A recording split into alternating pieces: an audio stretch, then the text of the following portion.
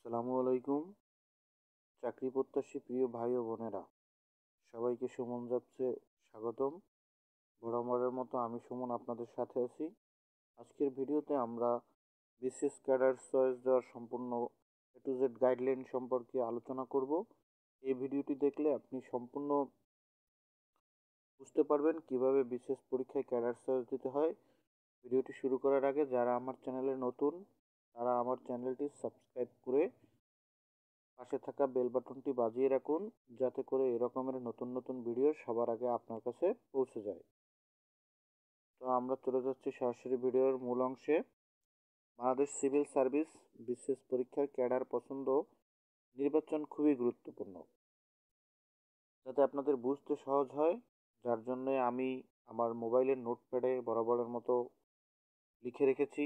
সেখান থেকে আমি আপনাদেরকে পড়ে পড়ে শোনাবো, এবং আপনারা চাইলে ভিডিওটি একটু ধীরে ধীরে স্পিড কমিয়ে কিন্তু আপনারাও লেখাগুলো করে নিতে পারেন, অথবা আপনাদের নোটপ্যাডে কপি করে নিতে পারেন। প্রয়োজনে আমি ডেসক্রিপশন বক্সে এই লেখাটি দিয়ে দেবো, সেখান থেকে আপনারা দেখে নেবেন।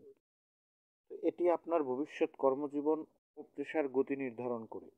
এখানে বিসিএস ক্যাডার চয়েস দেওয়ার একটি বিস্তারিত গাইডলাইন দেওয়া হলো। প্রথম ধাপে বিসিএস ক্যাডার চয়েস সম্পর্কে ধারণা নিন। ক্যাডারের ধরন ও সংখ্যা। বিসিএসে মোট বর্তমানে 27টি ক্যাডার আছে। যে কোনো কারণে একটি ক্যাডার এখানে উল্লেখ করা হয় না, 26টি ক্যাডার, যদি একটি ক্যাডার বাদ রয়েছে, যা সাধারণত 3টি ক্যাটাগরিতে বিভক্ত। সাধারণ ক্যাডার, যেমন প্রশাসন, পররাষ্ট্র, পুলিশ, এবং প্রফেশনাল বা টেকনিক্যাল ক্যাডার, যেমন স্বাস্থ্য, শিক্ষা, প্রকৌশল। বিশেষ ক্যাডার, যেমন বন বিভাগ, মৎস্য বিভাগ ইত্যাদি বিভাগের যে ক্যাডারগুলো থাকে সেগুলোকে বলা হয় বিশেষ ক্যাডার। প্রতিটি ক্যাডারের দায়িত্ব। প্রতিটি ক্যাডার সম্পর্কে বিস্তারিত জেনে নিন। উদাহরণস্বরূপ, প্রশাসন ক্যাডারের কাজ হলো সরকারি নীতি বাস্তবায়ন করা, এবং পররাষ্ট্র ক্যাডারের কাজ হলো আন্তর্জাতিক সম্পর্ক রক্ষা করা। আপনার আগ্রহ এবং দক্ষতা মূল্যায়ন করুন। নিজেকে প্রশ্ন করুন, কোন ক্যাডারের কাজ আপনি দীর্ঘদিন আনন্দ নিয়ে করতে পারবেন। দ্বিতীয় ধাপ, ক্যাডার পছন্দ নির্বাচন করার আগে যা যা করতে হবে। নিজের যোগ্যতা বিবেচনা করতে হবে। নিজের শিক্ষাগত যোগ্যতা ও অভিজ্ঞতার সঙ্গে মিল রেখে ক্যাডার নির্বাচন করতে হবে।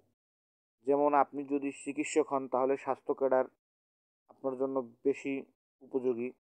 পেশাগত সুবিধা ও চ্যালেঞ্জ যাচাই করুন।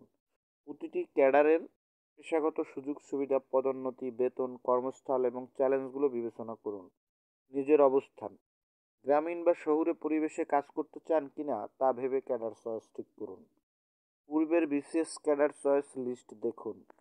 পূর্বের বিসিএস পরীক্ষার্থীদের চয়েস লিস্ট দেখে অনুপ্রেরণা নিতে পারেন। তৃতীয় ধাপ, ক্যাডার চয়েস ফর্ম পূরণের সময় যা করতে হবে। ক্যাডারের ক্রম ঠিক করুন।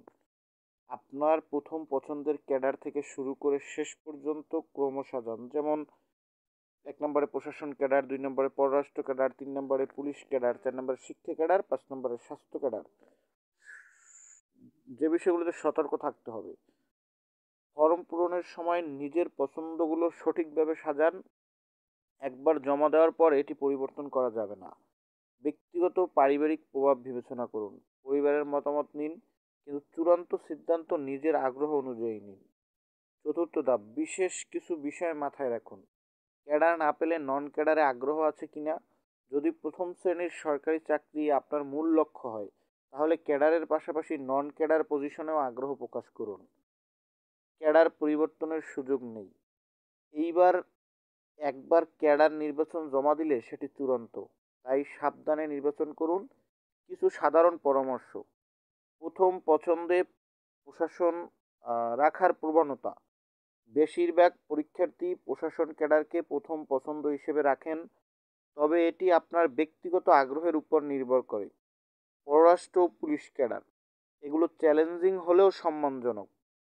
শারীরিক ও মানসিক সক্ষমতা বিবেচনা করে এই ক্যাডার চয়েস দিন। প্রফেশনাল ক্যাডার, পেশাগত ডিগ্রিধারীরা, যেমন ডাক্তার, প্রকৌশলী, শিক্ষক, সাধারণত প্রফেশনাল ক্যাডারকে প্রাধান্য দেন। পঞ্চমত, পঞ্চম ধাপে রয়েছে ক্যাডারের সুবিধা ও চ্যালেঞ্জের তালিকা প্রস্তুত করুন। এরপরে বিসিএস ক্যাডার চয়েস নির্বাচন করার সময় নিজের আগ্রহ, যোগ্যতা এবং পেশাগত লক্ষ্যকে সর্বাধিক গুরুত্ব দিন। অন্যের চয়েস দেখে প্রভাবিত না হয়ে ভবিষ্যতে আপনি যেটা উপভোগ করতে পারবেন সেই অনুযায়ী চয়েস দিন। ক্যাডার পছন্দ করার ক্ষেত্রে সঠিক সিদ্ধান্ত আপনার ভবিষ্যতের পথ সুগম করবে। যে কোনো প্রয়োজনে পরামর্শের জন্য নির্দ্বিধায় আমার সাথে যোগাযোগ করবেন এবং এই রকমের নতুন নতুন চাকরির নিয়োগ বিজ্ঞপ্তি প্রস্তুতি সম্বন্ধে গাইডলাইন পেতে আমার চ্যানেলটি এখনই সাবস্ক্রাইব করে রাখবেন। অবশ্যই এই ভিডিওটি যদি আপনাদের ভালো লেগে থাকে তাহলে অবশ্যই লাইক, কমেন্ট এবং শেয়ার করতে ভুলবেন না। বেশি বেশি করে লাইক, কমেন্ট এবং শেয়ার করে বন্ধুদের কাছে পৌঁছে দিবেন, যাতে তারাও দেখে ক্যাডার চয়েসটা কীভাবে দেবে সেই সম্বন্ধে একটি স্পষ্ট ধারণা তৈরি করতে পারে। তো সেই পর্যন্ত আবারও একটা ভিডিও নিয়ে আপনাদের সাথে পরবর্তীতে দেখা হবে। সেই পর্যন্ত ভালো থাকুন, সুস্থ থাকুন, সেই প্রত্যাশায় আল্লাহ হাফেজ।